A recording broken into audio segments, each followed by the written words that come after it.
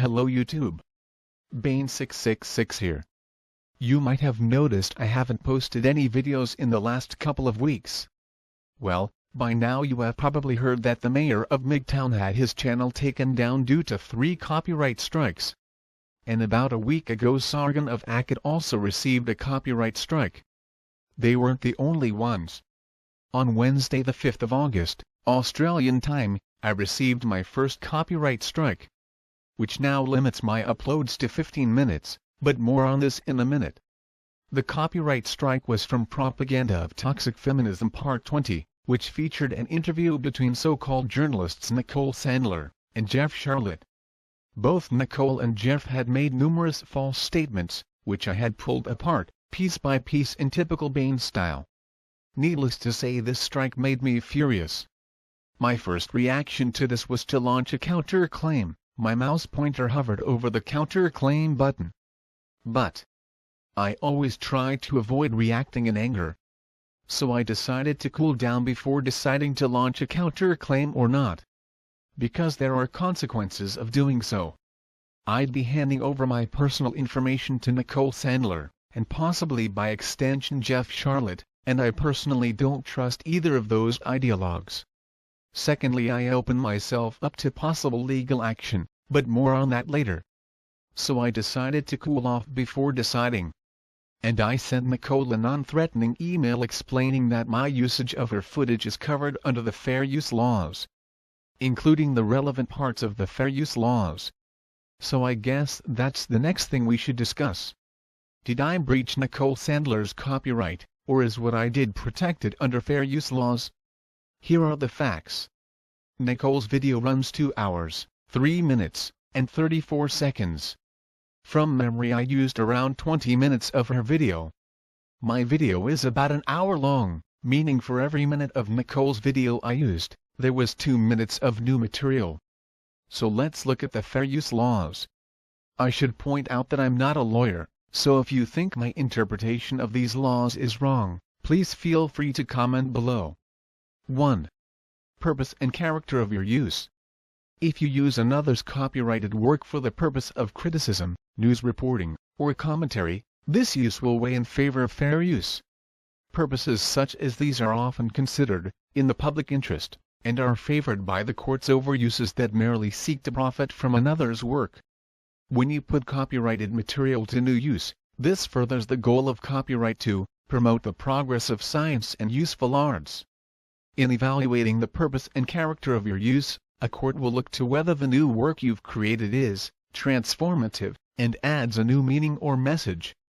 To be transformative, a use must add to the original, with a further purpose or different character, altering the first with new expression, meaning, or message. Although transformative use is not absolutely necessary, the more transformative your use is, the less you will have to show on the remaining 3 factors. If you merely reprint or repost a copyrighted work without anything more, however, it is less likely to qualify for protection under this prong. If you include additional text, audio, or video that comments or expands on the original material, this will enhance your claim of fair use. In addition, if you use the original work in order to create a parody, this may qualify as fair use so long as the thrust of the parody is directed toward the original work or its creator. Moreover, if the original work or your use of it has news value, this can also increase the likelihood that your use is of fair use. Although there is no particular legal doctrine specifying how this is weighed, several court opinions have cited the newsworthiness of the work in question when finding in favor of fair use. Okay, so if I or someone else uploaded a version of the new Avengers movie, for example, that obviously would not be protected here, especially if I was getting ad revenue from it. It would be the original work, unaltered, with no new material. For something to be transformative, it has to be essentially a new work, which adds to the original source material. My video did this. 2/3 of it was new material, my original material, which was in response to Nicole's original material. My counter-arguments were transformative of the original content. I didn't merely copy, but created a new and original work, with its own unique narrative. And obviously it had news value. So let's look at the next point. 2. Nature of the copyrighted work. In examining this factor, a court will look to whether the material you have used is factual or creative, and whether it is published or unpublished. Although non-fiction works such as biographies and news articles are protected by copyright law, their factual nature means that one may rely more heavily on these items and still enjoy the protections of fair use. Unlike factual works, fictional works are typically given greater protection in a fair use analysis. So, for example, taking newsworthy quotes from a research report is more likely to be protected by fair use than quoting from a novel. However, this question is not determinative, and courts have found fair use of fictional works in some of the pivotal cases on the subject. So if something is factual and newsworthy, it's more likely to fall under fair use than something that's fictional. So once again, number 2 is on my side. Next. 3. Amount and substantiality of the portion used. Unfortunately, there is no single guide that definitively states how much of a copyrighted work you can use without copyright liability. Instead, courts look to how such excerpts were used and what their relation was to the whole work. If the excerpt in question diminishes the value of the original or embodies a substantial part of the efforts of the author, even an excerpt may constitute an infringing use. If you limit your use of copyrighted text, video, or other materials to only the portion that is necessary to accomplish your purpose or convey your message, it will increase the likelihood that a court will find your use as a fair use. This one's hard to judge, as what's considered a fair amount to use seems subjective. I would argue that I used what I needed to counter her false claims. But I'm sure Nicole doesn't see it that way. I would also argue that point 1 covers me, as the majority of my video was new material. And finally we have 4. The effect of your use upon the potential market for the copyrighted work. In examining the fourth factor, which courts tend to view as the most important factor, a court will look to see how much the market value of the copyrighted work is affected by the use in question. This factor will weigh in favor of the copyright holder if unrestricted and widespread use similar to the one in question would have a substantially adverse impact on the potential market for the work. I would argue here that my audience is very different than Nicole's, and it is very unlikely that anyone who watched my video would have been a regular viewer of Nicole's content. Plus, let me point out once again, I used about 20 minutes of a 2-hour video. I should also point out this fourth factor is concerned only with economic harm caused by substitution for the original, not by criticism. That your use harms the copyright holder through negative publicity or by convincing people of your critical point of view is not part of the analysis. In summary, although courts will balance all 4 factors when assessing fair use, the fair use defense is most likely to apply when the infringing use involves criticism, comment, news reporting, teaching, scholarship, or research. In addition, some general rules of thumb can be helpful in analyzing fair use. A use that transforms the original work in some way is more likely to be a fair use. A non-profit use is more likely to be considered a fair use than a for-profit use. A shorter excerpt is more likely to be a fair use than a long one. And a use that cannot act as a replacement for the original work is more likely to be a fair use than one that can serve as a replacement. I should also point out, copyright is a tool to silence criticism. Sometimes, copyright owners try to use copyright law as a weapon to squelch speech that is critical of them or their works of authorship. For example, in Savage vs. CAIR, a conservative radio host has filed a copyright infringement lawsuit against the Council on American Islamic Relations for using excerpts of his radio show in order to criticize his rabidly anti-Muslim views and to call for sponsors to withdraw their support from his program. CAIR's use of these audio excerpts, and similar uses of copyrighted material in order to criticize a copyright owner, are almost certainly protected by fair use.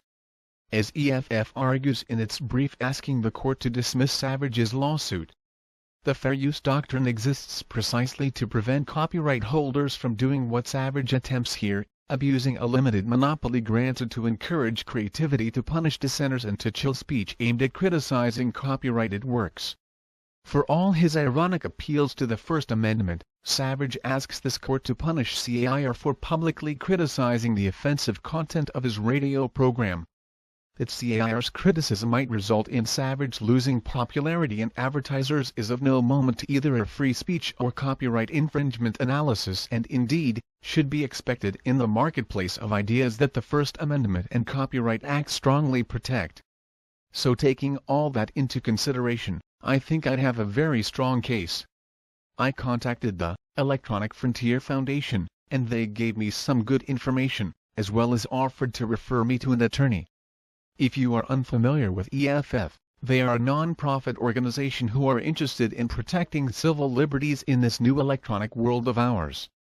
Anyway, the relevant piece of information I received from EFF is this. If I do get sued, what then? If you suspect that there is a possibility that you could be sued, but you want to dispute or counter notice anyway, that would be a good time to seek specific legal advice. You may contact EFF, although we cannot promise to be able to help everyone. But here's some general information. Lawsuits are expensive. Litigation is a very expensive undertaking in our civil justice system. Under copyright law, a court may force the losing side to pay the winning side's attorney's fees, but it is not mandatory. So even if you win, you might be left to foot your own legal bills. Yep, that's right, even if I win, I could still be out of pocket. Look, I understand the need for fair and reasonable copyright laws, but let's be clear here, Nicole Sandler is just using the system as a silencing tactic. Unfortunately for me, and you guys, I'm now restricted to 15-minute videos for the next 6 months. Don't worry, I still intend to make long videos. I'll upload the uncut versions to Daily Motion. So my Patreon supporters and Facebook follow should get that link first. And I'll then upload the video to YouTube, cut into roughly 15-minute segments. So you guys will have a choice. That's the plan anyway. I'd almost finished a new video when I got the strike.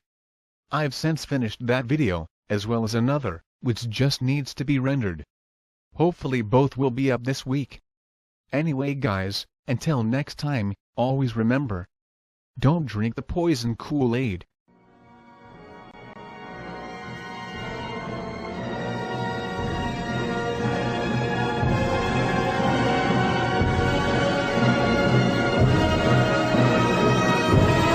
Let me give you guys 3 different rules to maybe follow that will help you avoid getting into trouble with fair use and using other people's copyrighted material in your videos here on YouTube. Number 1 is make sure you are using more original content of your own than you are of borrowed copyrighted material from other people. Now, this blog from Brafton.com suggests that you use like a 70-30 rule. 70% of your video should be your own content and about 30% of it could be other people's copyrighted material. There's no hard and fast rule on that. The general principle is to use as much original material as you can while using as little copyrighted material as you can. And it's even better if you are using the original material to give commentary on the copyrighted work that you are talking about.